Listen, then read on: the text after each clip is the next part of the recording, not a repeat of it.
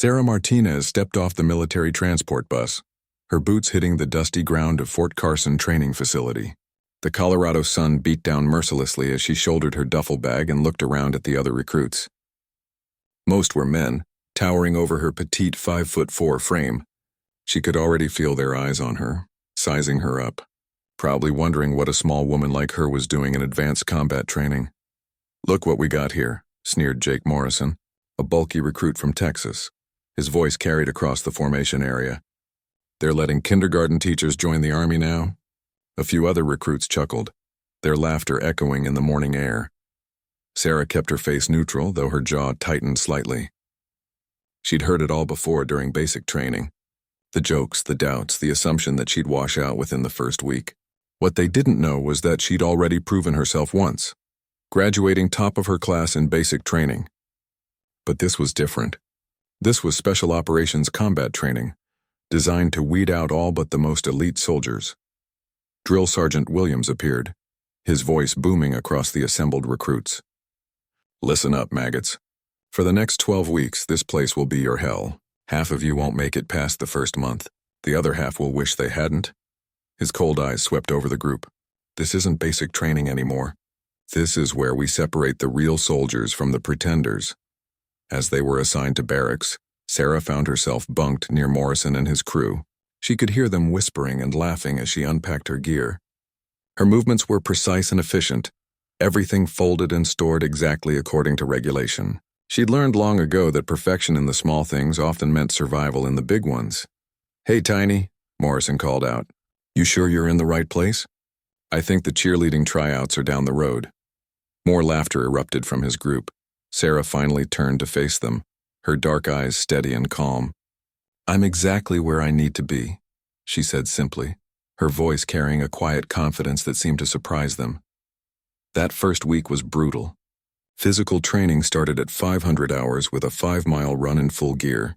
Sarah kept pace with the group, her breathing controlled and steady while others struggled.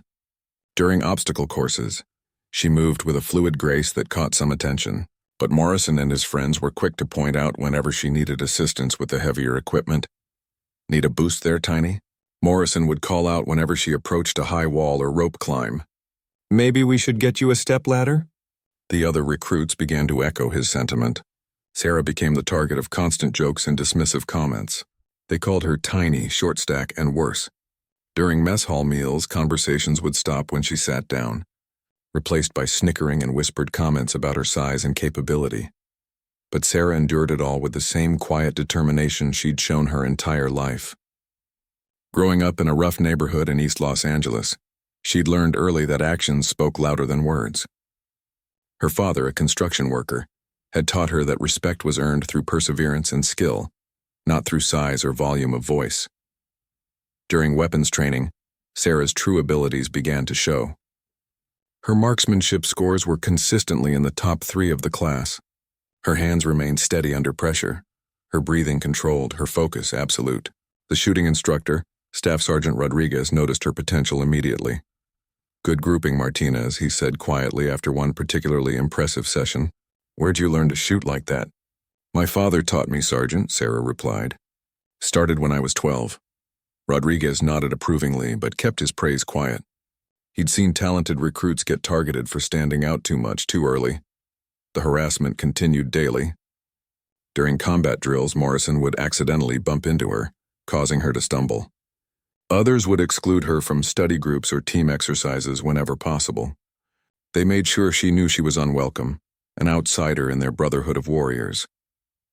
One evening, as Sarah cleaned her rifle in the barracks, she overheard Morrison talking to his friends. "I give her another week," he was saying. "She's good with a gun, I'll give her that. But when things get really tough, when the real pressure hits, she'll crack." They always do. Sarah's hands never paused in their methodical cleaning of her weapon. She'd heard similar predictions her entire life. Teachers who said she'd never graduate high school. Guidance counselors who suggested she aim for more realistic goals. Even some family members who thought military service was no place for a young woman. What none of them knew, what Sarah kept hidden beneath her quiet exterior, was the fire that burned inside her. It wasn't the loud, boastful confidence of someone like Morrison. It was something deeper, forged in the streets of Los Angeles and tempered by years of proving herself in a world that constantly underestimated her. As she finished cleaning her rifle, Sarah caught her reflection in the small mirror above her bunk. For just a moment, she allowed herself a small smile. Let them underestimate her. Let them think she was just another recruit who'd wash out when things got tough. They had no idea what was coming. The sleeve of her shirt had ridden up slightly as she worked, revealing the edge of a tattoo on her upper arm. It was mostly hidden, just a glimpse of black ink against her skin. Sarah quickly adjusted her sleeve, covering it completely. Some secrets were worth keeping, at least for now. Tomorrow would bring new challenges, new tests, and undoubtedly more harassment from Morrison and his crew. But Sarah Martinez had faced worse odds before and emerged victorious. This time would be no different.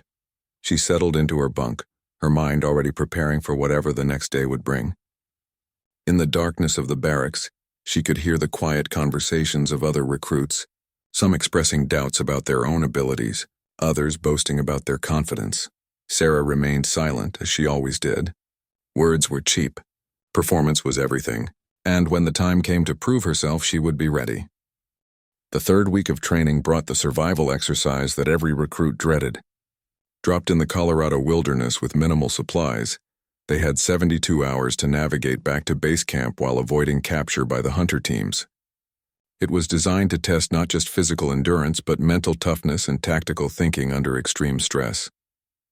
Sarah found herself paired with 3 other recruits, including Morrison. The irony wasn't lost on her, but she kept her thoughts to herself as they studied the map and planned their route. Morrison immediately assumed leadership of the group, his voice commanding and confident. "All right, listen up," he announced, spreading the map on the ground. "We'll take the ridge route, move fast and hard. Should get us back in 36 hours, maybe less." He pointed to a direct path that would take them over exposed mountain terrain. Sarah studied the map carefully, noting the elevation changes and potential observation points. "That route exposes us for almost 8 miles, she said quietly. "The hunter teams will spot us easily from the valley." Morrison glanced at her dismissively. "You got a better idea, Tiny?" Sarah pointed to a longer route that wound through dense forest and followed creek beds. "This adds maybe 6 hours to our journey but keeps us under cover. We can move at night through the open sections." "Takes too long," Morrison snapped. "We stick with my plan." The other 2 recruits, Peters and Williams, nodded agreement with Morrison. Sarah didn't argue further. She'd learned that sometimes you had to let people make their mistakes before they'd listen to alternatives. They started before dawn, moving up the mountain slope with Morrison setting a punishing pace. Sarah kept up easily, her smaller frame actually an advantage in the rocky terrain. She moved quietly, instinctively choosing the best footing while the others crashed through the brush with unnecessary noise. By mid-morning, they'd reached the ridgeline exactly as Morrison had planned. The view was spectacular, rolling mountains stretching to the horizon under a brilliant blue sky. It was also completely exposed, visible from multiple vantage points in the valley below. "See?" Morrison panted, wiping sweat from his forehead. "Perfect timing. We're making great progress." Sarah was studying the valley through a small pair of binoculars she'd brought. In the distance, she could see the glint of sunlight off metal, movement that didn't belong in the natural landscape.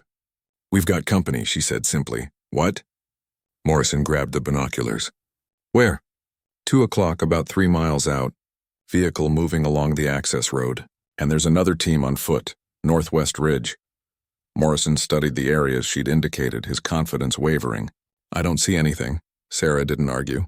She'd spotted the hunter teams 5 minutes ago and had been tracking their movement patterns. Her father had taught her to hunt in the mountains of New Mexico during summers, developing an eye for movement and signs that most people missed. "We need to get off this ridge now," she said. "They'll have us triangulated within the hour."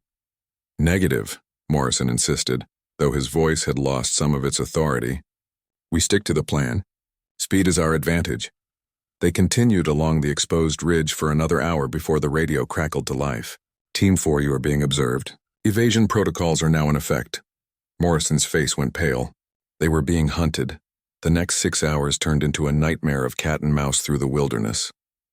The hunter teams seemed to anticipate their every move, always one step ahead. Morrison's direct route had made them predictable, and now they were paying the price. As night fell, they found themselves pinned down in a small ravine, hunter teams positioned on both sides. They'd been moving for 16 hours straight with minimal water and no food. Peters was showing signs of dehydration, and Williams had twisted his ankle on a loose rock. "This is bad," Morrison whispered, his earlier bravado completely gone. "They've got us boxed in." Sarah had been silent for most of the day, following Morrison's lead despite her reservations. Now, with the team facing capture or failure, she finally spoke up. "There's a way out," she said quietly. "But we do it my way." Morrison started to protest, but Peters cut him off. "Let her talk, man. Your plan got us into this mess." Sarah pulled out the map and pointed to their location. "There's a creek bed that runs through this ravine. It's not marked because it's seasonal, but I can hear the water. We follow it downstream for about 2 miles, then cut east through the timber." "That'll take us completely off course," Morrison objected. "No," Sarah replied calmly.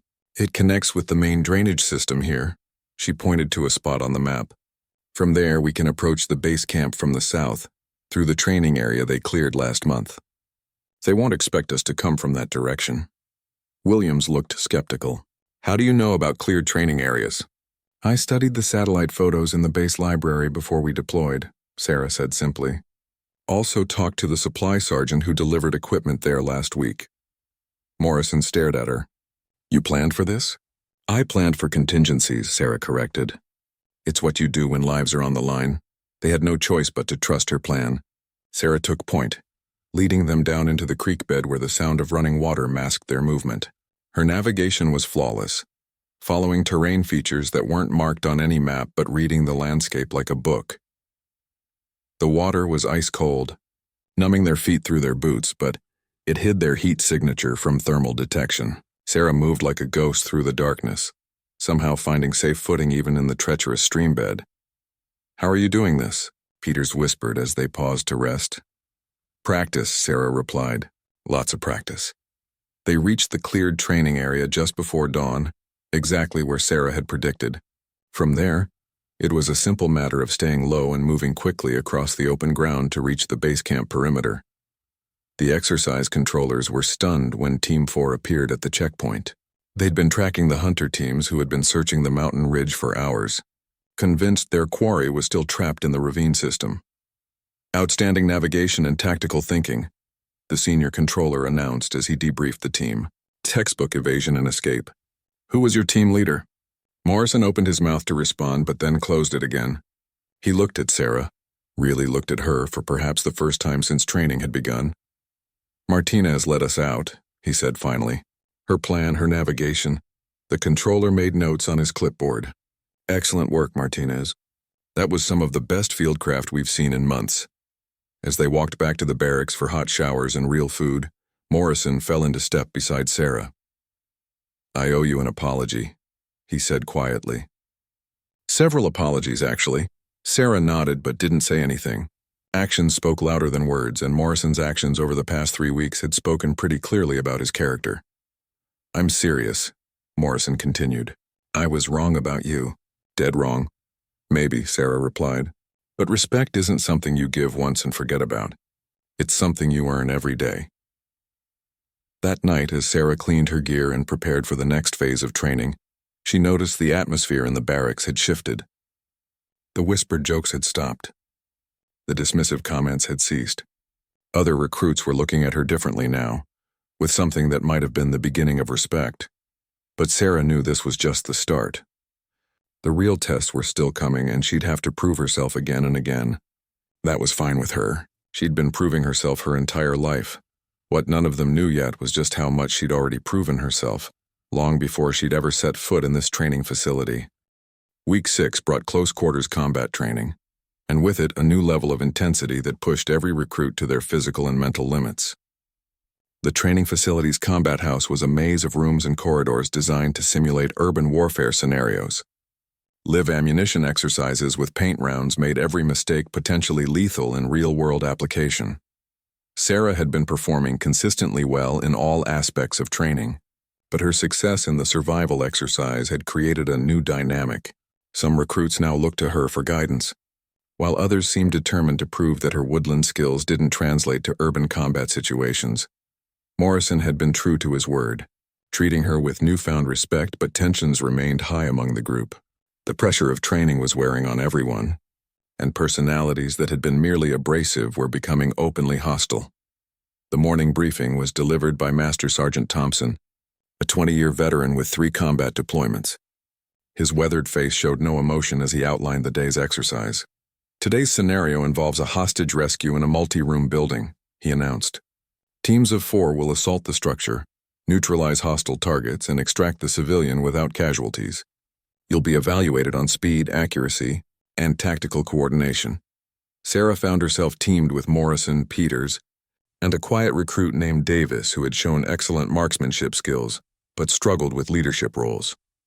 As they studied the building schematics, Morrison automatically began planning the assault. "Standard breach and clear," he said, tracing routes on the floor plan. "Peters and I take point, Davis covers our 6, Martinez provides overwatch from the rear." Sarah studied the layout more carefully. Something about the room configuration bothered her, but she couldn't immediately identify what was wrong. The building had an unusual L-shaped design with multiple entry points and several rooms that seemed to have no tactical purpose. "This doesn't feel right," she said, pointing to a series of small rooms on the second floor. "Why would you need 3 storage closets in a residential building?" Morrison glanced at the plans again. "Does it matter?" "We clear each room systematically, no shortcuts." "It matters because those aren't storage closets," Sarah replied. "Look at the door positions and sight lines. They're designed as observation points. This whole scenario is set up to channel us into a kill zone." Davis looked up from checking his equipment. "What are you thinking?" Sarah traced an alternative route with her finger. "Instead of the main entrance, we breach through the kitchen window on the east side. It puts us behind their expected observation points and gives us access to the stairwell without exposing ourselves to crossfire from the upper level." Peters shook his head. "That's way too complicated. Keep it simple, get it done." "Simple gets you killed," Sarah said quietly. "Complex problems require complex solutions." They went with Morrison's plan. The exercise began with explosive charges blowing the front door. Morrison and Peters charged through first, paintball weapons raised, scanning for targets. Davis followed, providing rear security while Sarah moved to her assigned overwatch position. Within 30 seconds, both Morrison and Peters were dead, hit by paint rounds from concealed positions that Sarah had predicted. Davis lasted another 20 seconds before being eliminated by crossfire from the upper level. Sarah found herself alone in the building, facing multiple hostile targets with a civilian to extract. The exercise controllers expected her to call for backup or abort the mission. Instead, she disappeared into the building's interior like smoke. What happened next became legendary among the training cadre. Moving with absolute silence, Sarah bypassed the main corridors and used maintenance passages she'd identified during her study of the building plans. She appeared behind hostile positions like a ghost, eliminating targets with precise shots before vanishing again into the building's shadows. Her approach to the hostage room was a masterpiece of tactical planning. Instead of attempting a direct assault, she used mirrors and reflective surfaces to identify target positions, then created a distraction by triggering a smoke grenade on the opposite side of the building. When the hostile actors moved to investigate the distraction, Sarah slipped into the hostage room through a window she'd unlocked during her initial reconnaissance. The civilian was extracted without a single shot being fired in the final phase.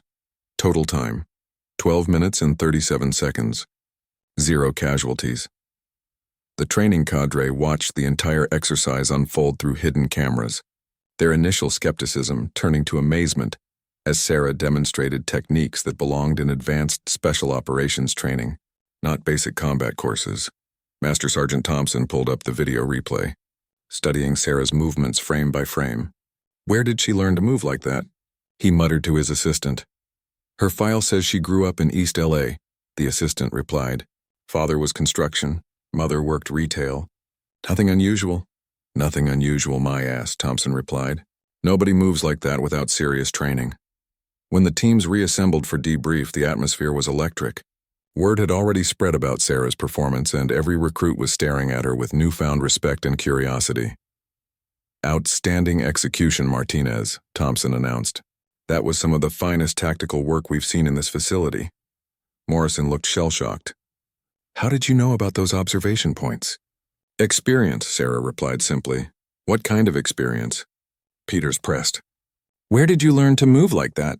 Sarah's expression remained neutral, but something flickered in her eyes, a shadow of memories she kept carefully locked away. The kind of experience you get when your playground is an active gang territory, and you learn early that being seen can get you killed. It was true, but not the whole truth. Growing up in East LA had indeed taught her to move quietly and stay aware of her surroundings. But those skills had been refined elsewhere, in places and situations that weren't part of her official military record. Gang territory teaches you survival, Thompson said thoughtfully. But what you did in there was advanced tactical training. Military level. Sarah met his gaze steadily. Sometimes survival and tactics are the same thing, Sergeant. The questions continued during evening chow, but Sarah deflected them with the same quiet determination she brought to everything else. She'd learned long ago that mystery was often more powerful than revelation, and some stories were better left untold. What her fellow recruits didn't know was that Sarah's experience extended far beyond the streets of Los Angeles. The skills they'd witnessed were the result of training that officially didn't exist, conducted by people whose names appeared on no roster, in facilities that weren't marked on any map. That night, as she lay in her bunk listening to the quiet conversations of other recruits, Sarah allowed herself to remember fragments of another life, training facilities in places with no names, instructors who spoke in multiple languages and moved like shadows, missions that happened in the spaces between official operations. But those memories belonged to someone else, someone who had died officially 2 years ago in a car accident that had left no witnesses and no body. Sarah Martinez was just a recruit from Los Angeles, trying to earn her place among America's finest soldiers. The tattoo on her upper arm itched slightly, as it sometimes did when she thought about the past. She resisted the urge to scratch it, knowing that even that small gesture might draw unwanted attention in the darkened barracks. Tomorrow would bring new challenges, new tests, and undoubtedly more questions about her abilities. Sarah was prepared for all of it. She'd been preparing her entire life, though most of that preparation had happened in places that officially didn't exist. The important thing was that her cover story was holding. Sarah Martinez, the girl from East LA with exceptional natural talent, was becoming exactly what she needed to be. The question was whether she could maintain that identity when the real tests began. And from the way Master Sergeant Thompson had been looking at her during the debrief, Sarah suspected those real tests were coming soon. Week 8 arrived with an unexpected announcement that sent ripples of excitement and fear through the training company. Colonel James Harrison would be conducting a personal inspection of the advanced training program, and he would be selecting candidates for an undisclosed special assignment. Colonel Harrison was a legend in military circles, though most of his career remained classified. What was known was that he commanded units that didn't officially exist and operated in theaters where conventional forces couldn't go. His visits to training facilities were rare and always resulted in the sudden disappearance of selected recruits into programs that had no names. The preparation for his visit was intense. Every piece of equipment was inspected and re-inspected. Uniforms were pressed to perfection.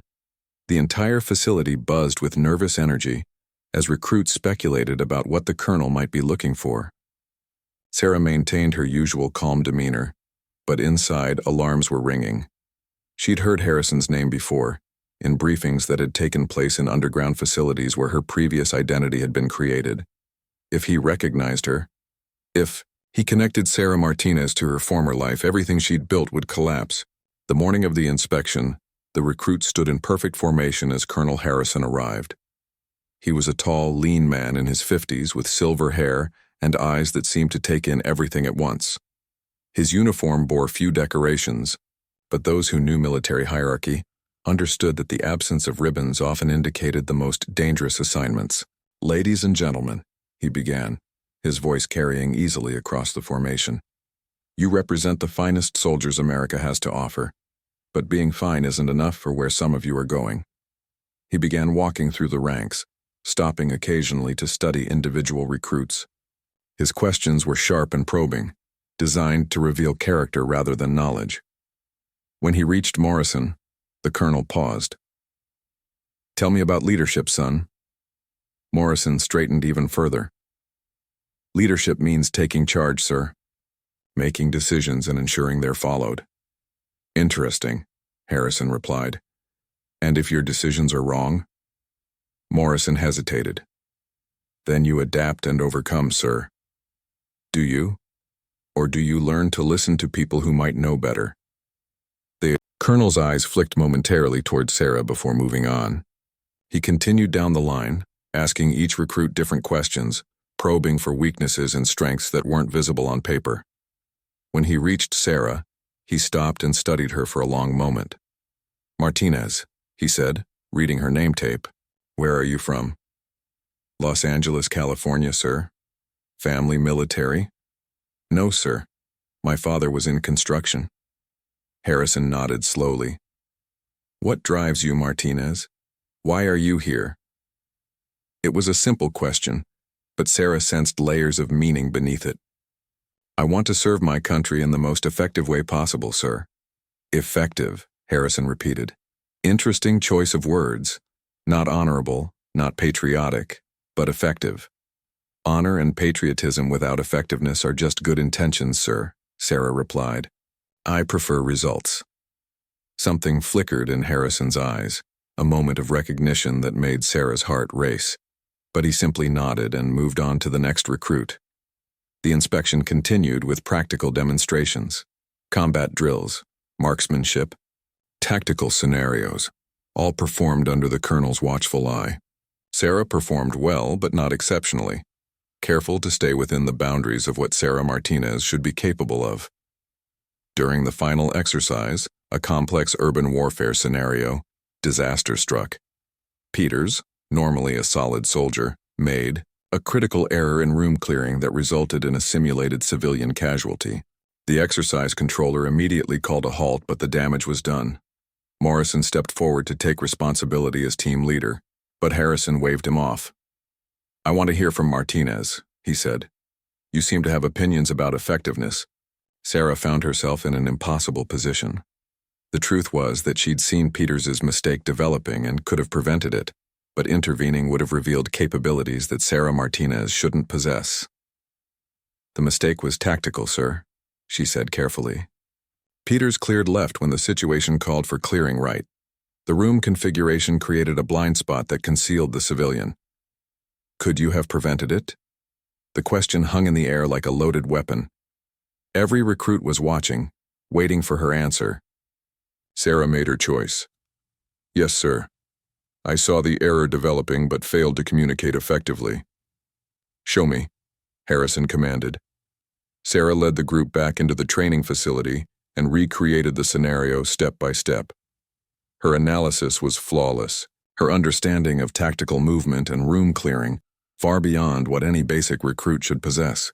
She demonstrated alternative approaches with a precision that made even the training cadre take notice. When she finished, Harrison was studying her with undisguised interest. Where did you learn tactical analysis like that, Martinez? Street smarts and common sense, sir, Sarah replied. Plus a lot of reading. Reading, Harrison repeated flatly. What kind of reading? Military history, tactical manuals, case studies. The base library has an excellent collection. It was true as far as it went. Sarah had indeed spent hours in the library, though she'd been refreshing knowledge rather than learning it for the first time. Harrison nodded slowly. Dismissed, he told the other recruits. Martinez remained behind.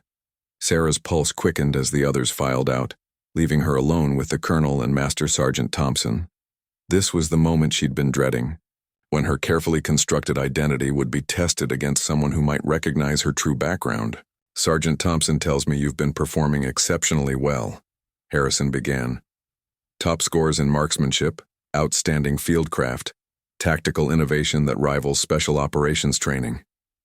I've been working hard, sir. Working hard, Harrison mused. Or working at staying hidden. The words hit Sarah like a physical blow, but she kept her expression neutral. I'm not sure what you mean, sir. Harrison circled her slowly, like a predator studying prey. Your movement patterns during the urban assault were textbook Delta Force. Your navigation skills during the survival exercise showed GPS-level precision without a GPS. Your tactical analysis just now read like something from the Advanced Special Operations Manual. Sarah remained silent, knowing that anything she said could be used against her. Here's what I think, Martinez, Harrison continued. I think Sarah Martinez from East Los Angeles is exactly who she says she is. But I also think there's more to the story. He stopped directly in front of her, his eyes boring into hers. The question is whether that additional story makes you an asset or a liability. Sarah met his gaze steadily. I'm here to serve, sir, nothing more, nothing less. Are you? Harrison asked. Because in my experience, people with your particular skill set usually serve multiple masters. The accusation hung between them like a live grenade. Sarah knew that her next words would determine not just her future in the military, but possibly her survival. I serve one flag, sir, she said quietly. One country. Whatever skills I possess, whatever experience I've gained, it's all in service to that. Harrison studied her for another long moment, then glanced down at her arm where her sleeve had shifted slightly during the exercise. For just an instant, the edge of her tattoo was visible. His expression changed completely. Roll up your sleeve. Martinez, he commanded, his voice suddenly sharp with authority. Sarah hesitated, knowing that compliance would change everything, but also knowing that refusal would be worse. Slowly, she rolled up her right sleeve, revealing the tattoo that she'd kept hidden for months. It was small, but distinctive. A coiled, black viper with its fangs extended, surrounded by symbols that most people wouldn't recognize. Harrison stared at it for several seconds, his face going through a series of expressions before settling into something that might have been respect. Black Viper, he murmured, so quietly that only Sarah could hear him. I should have known. What? The silence stretched between them like a taut wire. Sarah kept her arm extended, the Black Viper tattoo clearly visible under the fluorescent lights of the training facility. Colonel Harrison's recognition of the symbol had changed everything, and they both knew it. Black Viper program, Harrison said finally, his voice barely above a whisper. Officially terminated 3 years ago after the Bucharest incident. Sarah remained perfectly still. I don't know what you're referring to, sir. Harrison almost smiled. Of course you don't. Elena Vasquez doesn't exist anymore, does she? Died in that convenient car accident in Prague, along with any official record of her service. The use of her former name sent a chill down Sarah's spine, but she maintained her composure. Years of training had prepared her for this moment, even if she'd hoped it would never come. My name is Sarah Martinez, sir. I'm from Los Angeles, California. Yes, you are, Harrison agreed. Now. But 18 months ago, you were Elena Vasquez, one of 12 operatives in the most classified program the United States has ever operated.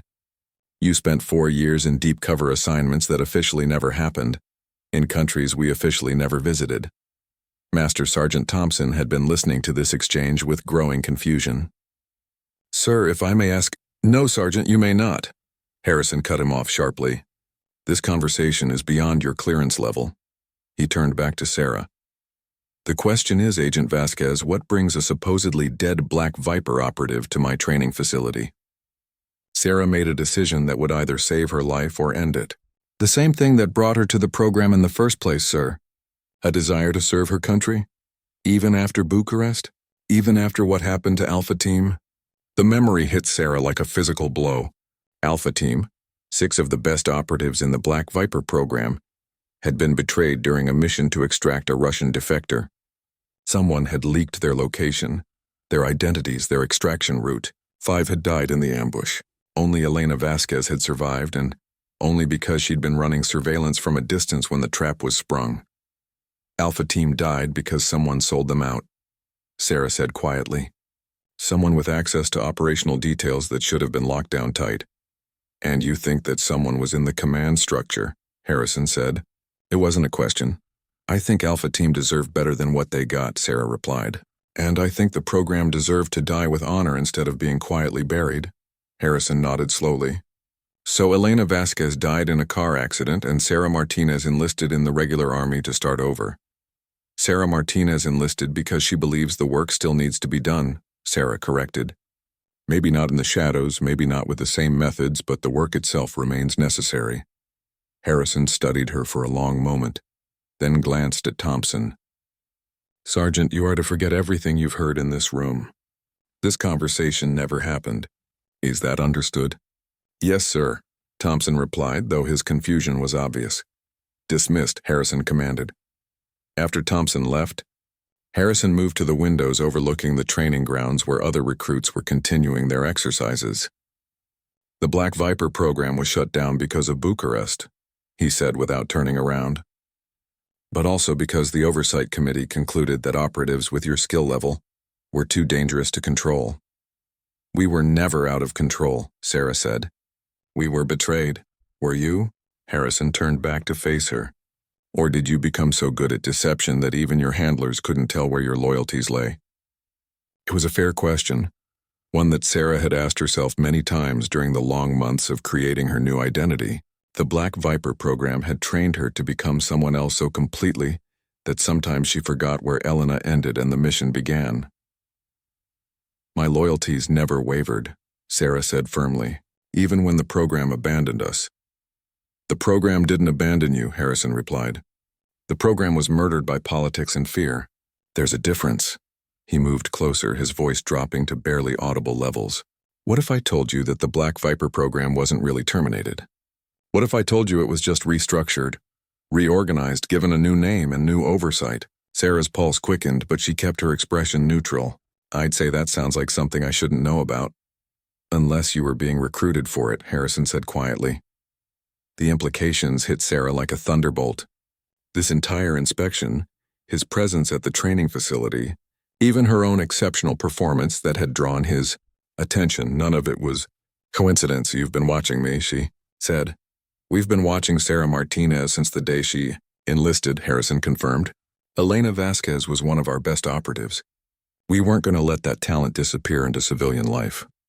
And if I'd chosen to stay Sarah Martinez, if I'd been content with regular Army service, then Sarah Martinez would have had a distinguished but unremarkable military career," Harrison replied. "But we both know that wasn't going to happen. You're too good at what you do to stay hidden forever." Sarah looked out at the training grounds where her fellow recruits were conducting drills. Morrison was leading his team through a building clearing exercise, applying lessons he'd learned from watching her. Peters was practicing marksmanship, his form improved from techniques she'd quietly shown him. Even Davis had grown more confident under her subtle mentorship. "What about them?" she asked. "My team? What about them? They don't deserve to be collateral damage in whatever game you're playing." Harrison followed her gaze. "They won't be. In fact, some of them show potential for advanced training themselves. Morrison has leadership qualities that could be developed. Peters has excellent tactical instincts once he learns to trust them. And if I refuse your offer, then you finish your training here, serve your country with distinction in whatever capacity you choose, and Sarah Martinez lives happily ever after," Harrison said. "But Elena Vasquez's skills will be wasted, and the work that Alpha Team died for will remain unfinished." The mention of Alpha Team was a calculated blow, and they both knew it. Sarah had survived Bucharest, but she'd never stopped feeling responsible for the teammates who hadn't. Their deaths had driven her to abandon her old life and seek a new way to serve. But the guilt remained. "What kind of work?" she asked. "The same kind you've always done," Harrison replied, "just with better oversight and clearer objectives. The threats haven't disappeared, Martinez. If anything, they've gotten worse." Sarah closed her eyes briefly, seeing the faces of her fallen teammates. Rodriguez, who'd taught her advanced surveillance techniques. Kim, who could disappear in any crowd. Jackson, who'd saved her life twice in Syria. They'd all believed in the mission, even when the mission seemed to abandon them. "I'll need guarantees," she said finally. "You're not in a position to make demands," Harrison pointed out. "I'm not making demands," Sarah corrected. "I'm stating requirements. My team here finishes training without interference. They get assigned to units based on merit, not convenience. And if I take this assignment, I get full operational autonomy." Harrison smiled for the first time since their conversation began. "Still thinking like a Black Viper, I see." "Once a Viper, always a Viper," Sarah replied. "That's what Rodriguez used to say." "Rodriguez was a good man," Harrison said quietly.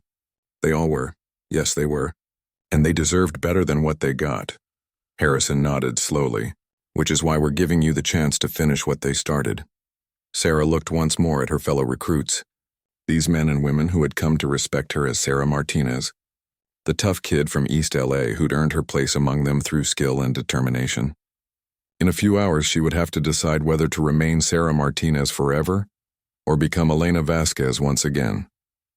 How long do I have to decide? She asked. 24 hours, Harrison replied.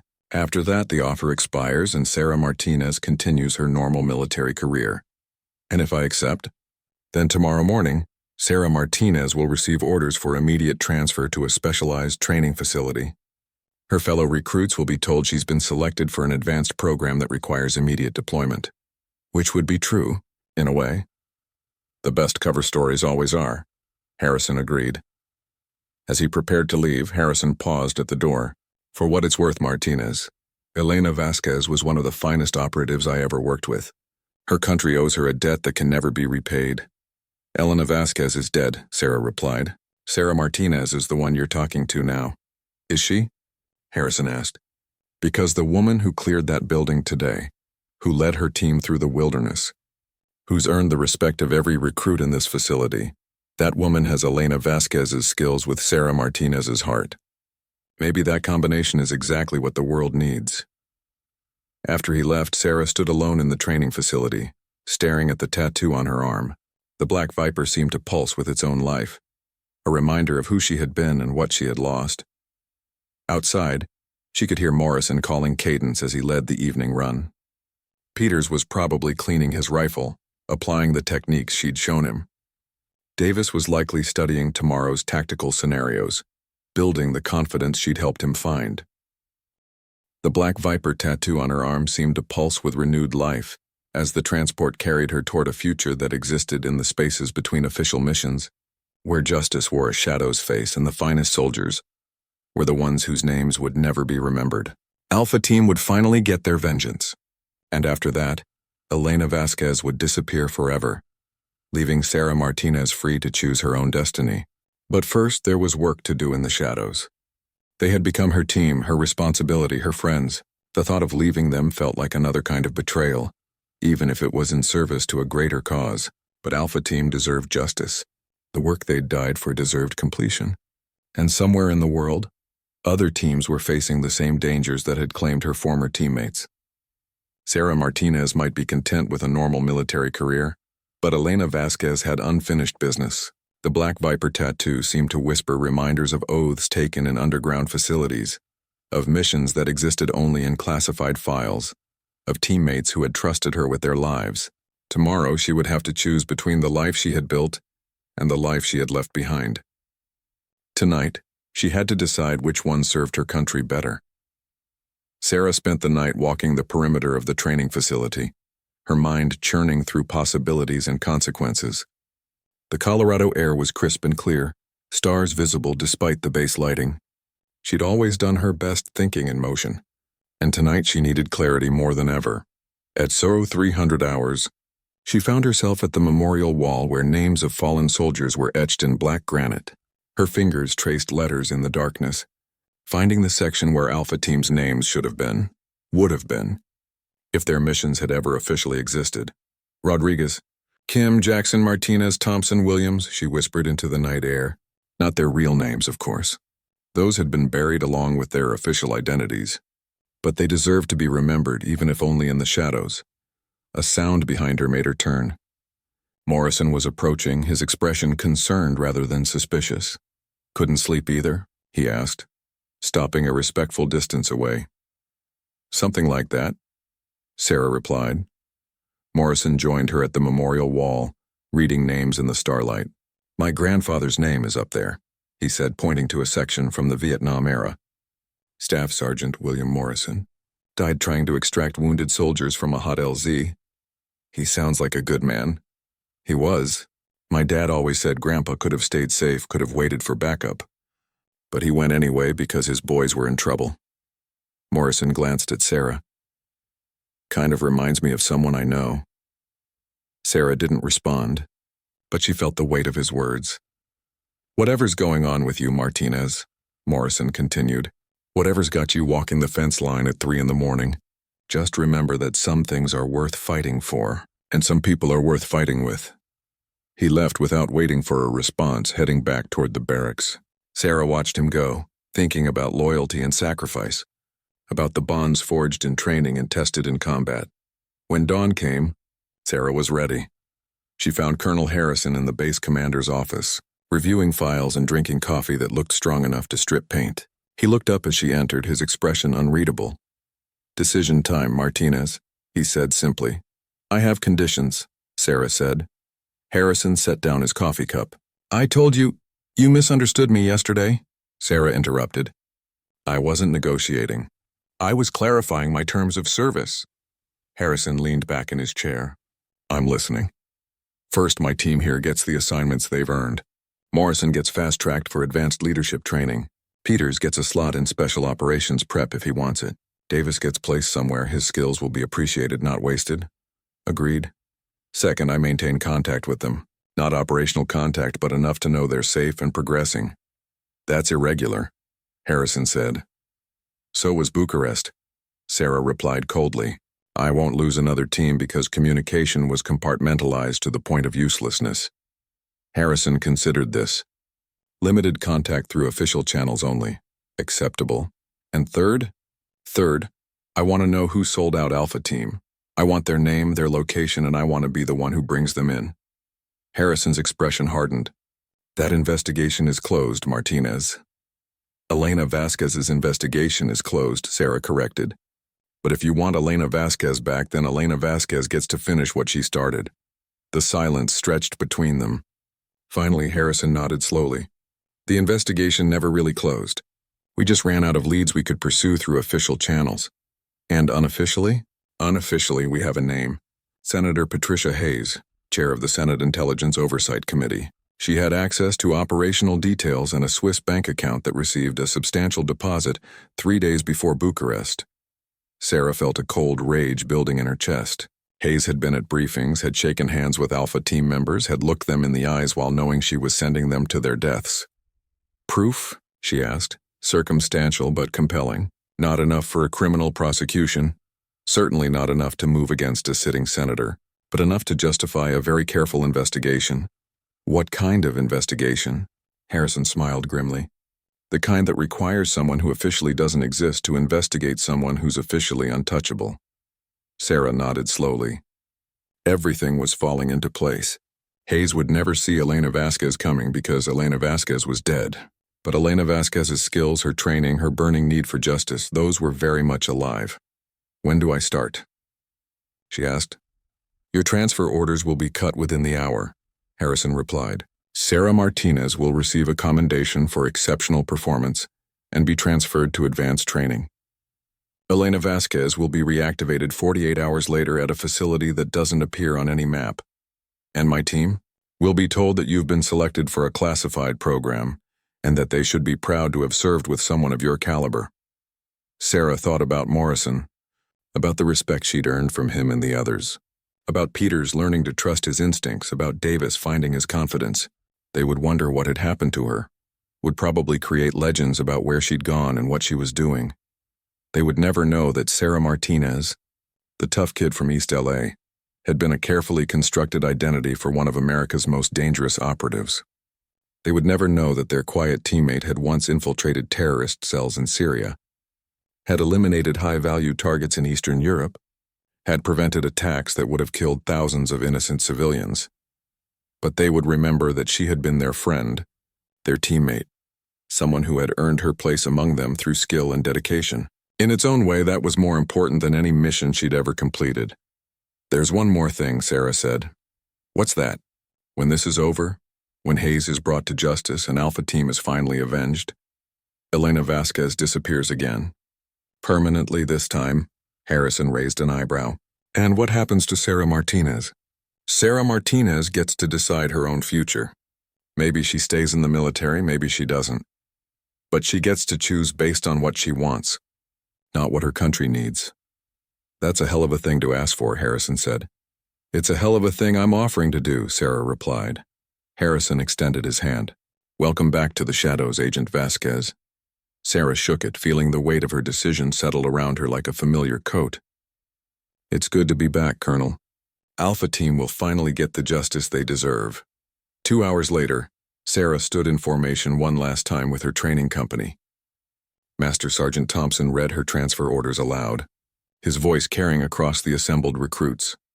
Private First Class Sarah Martinez, having demonstrated exceptional aptitude and leadership potential, is hereby transferred to advanced specialized training effective immediately.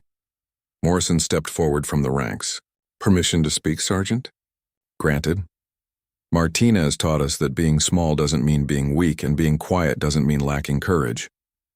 Morrison's voice carried clearly across the formation. She earned her place here, and she'll earn her place wherever she's going. A murmur of agreement ran through the assembled recruits.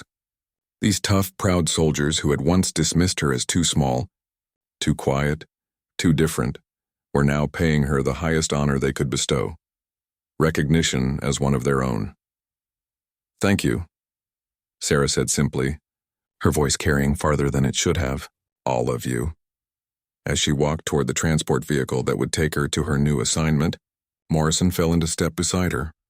Whatever this new assignment is, he said quietly, whoever you really are, just remember that you've got people who believe in you.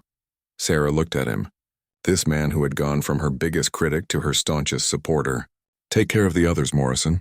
They're going to do great things. What about you? He asked. What great things are you going to do?